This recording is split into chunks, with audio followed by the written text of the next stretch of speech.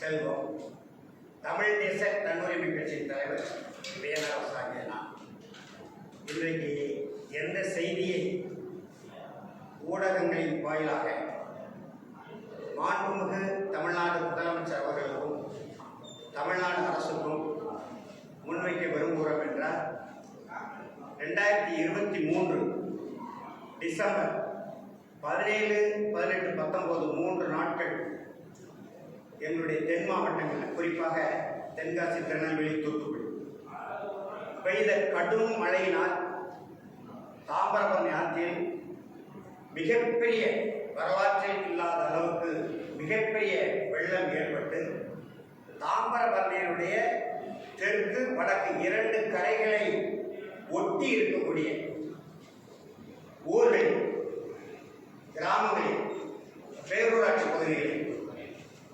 விவசாயிகள், விவசாய தொழிலாளர்கள், சிறு சிறு வணிகர்கள் மிகப்பெரிய இழப்புகளுக்கு உள்ளாகி தாங்கொன்னா துயருக்கு ஆட்பட்டோம். இன்றைய வரைக்கும் எழுந்து நிற்க முடியாத அளவுக்கு தான் அங்கே இந்த 2 வடகரை தென்கரை தாமிரபரணி நேரத்திலே இருக்கக்கூடிய விவசாய மக்கள், விவசாய தொழிலாளர்கள், சிறு குறு வணிகர்கள் மிகப்பெரிய அல்லல் பட்டு கொண்டிருக்கிறோம். இதன் தொடர்பாக ஒரு விரிவான அறிக்கையை கடந்த ஆண்டு ஜனவரி மாதம், அதாவது இந்த ஆண்டு ஜனவரி மாதம் 10ஆம் தேதி நம்முடைய தலைமைச் செயலகத்தில் மாண்புமிகு முதல்வர் அவர்களின் தனி செயலாளராக அன்றைக்கு இருந்து இன்றைக்கு தலைமைச் செயலாளராக பொறுப்பு வகிக்கின்ற மதிப்பிற்குரிய முருகானந்தம் அவர்கள் அலுவலகத்திலே நேரில் கொண்டு என்னென்ன மாற்று வழிகளை செய்யுங்கள்,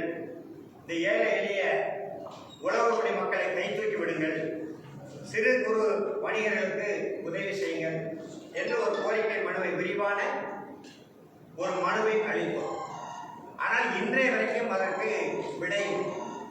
இடையில் இப்போ கடந்த டிசம்பரில் தாமிரபரணி ஆற்று வெள்ளத்தை போல தென்பண்ணை ஆற்று, உங்களுக்கு தெரியும், நம்முடைய பாட்டாளி மக்கள் கட்சியினுடைய நிறுவனர் மருத்துவர் ராமதாஸ் அவர்கள் கூட ஒரு அறிக்கை கொடுத்தாங்க. முன்னறிவிப்பு இல்லாம சாத்தனூர் அணையை திறந்து மிகப்பெரிய இழப்புகளுக்கு மக்கள் உள்ளாகி இருக்கிறார்கள். அதே போலதான் 2023 டிசம்பர்லையும் 2 மாவட்ட ஆட்சியர், திருநெல்வேலி, தூத்துக்குடி மாவட்ட ஆட்சியர்கள் வானிலை ஆய்வாளருடைய அறிவிப்புகளை ஏற்று 14ஆம் தேதி 15ஆம் தேதி எங்களுடைய பாபநாசம் அணை தண்ணீரை திறந்து விடலாம் என்று முடிவெடுத்த போது நம்முடைய மாண்புமிகு பேரவைத் தலைவர் அண்ணாச்சி அப்பா அவர்கள் அந்த அணை திறக்கக்கூடாது, 20 ஆண்டு காலமாக தாமிரபரணி, நம்பியாறு, கருமேனியாறு இணைப்பு திட்டம், வெள்ள நீர் கால்வாய் திட்டத்தை நாங்கள் செயல்படுத்திக் கொண்டிருக்கிறோம். அந்த வெள்ள நீர் கால்வாய் திட்டமே உபரி கால்வாய் திட்டம் தான், அந்த தண்ணீரை அங்கே திறக்க வேண்டும் என்று அவர் வாய்மொழியாக நீர்வளத்துறைக்கும் மாவட்ட நிர்வாகத்திற்கும் போட்ட உத்தரவுனால அணை திறக்கல. திடுமென 17ஆம் தேதி வேறு வழி இல்லாமல் திறந்து விட்டதுனால மிகப்பெரிய இழப்பு. அப்பாவை நினைச்ச தலையிடாம இருந்தா குறைந்தபட்சம் ஒரு 20 விழுக்காடு இழப்புகளை நாங்கள் தவிர்த்திருக்க முடியும். அதே போல இப்ப சாத்தனூர் அணை, அரசு நிர்வாகம், நீர்வளத்துறை அமைச்சர் ஏற்கனவே தாமிரபரணியில் ஒரு நல்ல பட்டறிவு இருக்கிறது. அப்ப ஏன் சாத்தனூர் அணை அப்படி திறக்கணும்? முன்னெச்சரிக்கை நடவடிக்கை எடுத்துக்க வேண்டும் தானே?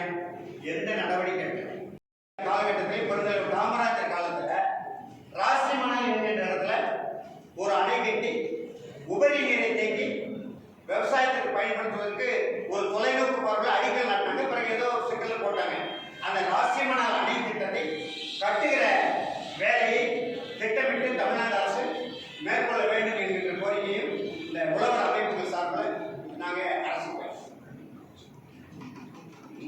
நம்ம திட்டம் அது விரைந்து அறிக்கையெல்லாம் கொடுத்துருக்கிறாங்க, கட்டப்படும் என்று அந்த கோரிக்கையை ஏற்று, ஏன்னா அது அடிக்கல் நாட்டப்பட்டது, கோரிக்கை ஏற்று கடிதமெல்லாம் கொடுத்துருக்குறாங்க. நம்முடைய அண்ணன் PR பாண்டியன் கொடுத்துருக்காங்க.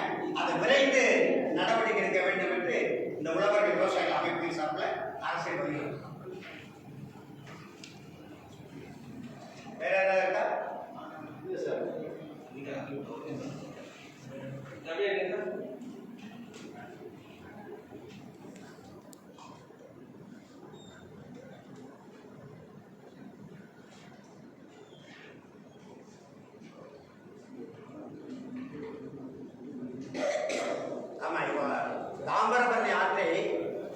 தூய்மைப்படுத்த வேண்டிய ஏற்கனவே சொன்னோம். நீண்டகால கோரிக்கை போராட்டம். இப்போ எங்கள் திருநெல்வேலி நாடாளுமன்ற உறுப்பினர் அவர் பேர் ராபர்ட், அவர் ஒரு பெரிய காங்கிரஸ் நாடாளுமன்ற உறுப்பினர் நீர்வளத்துறை அமைச்சரை சந்தித்து பேசியிருக்கிறார். ஒட்டுமொத்தமாக இந்தியா முழுவதும் நீர்வளங்களை ஆற்றுகளை தூய்மைப்படுத்த நிதி ஒதுக்கப்படுது. எங்க தாமிரபரணிக்கு நிதி ஒதுக்கிறீங்களா என்று கேட்கும்போது அங்க நிதி ஒதுக்கப்படல. அவர் ஒரு முயற்சி செய்யறாரு.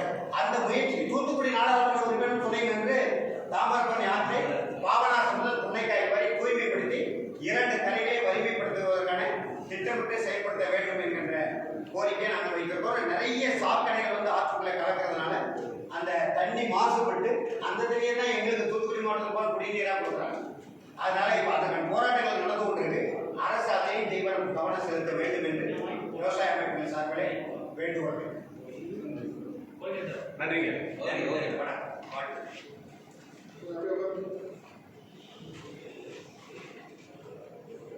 செய்தி கிடைக்காதவங்க செய்தி வாங்கிக்க எல்லாரும்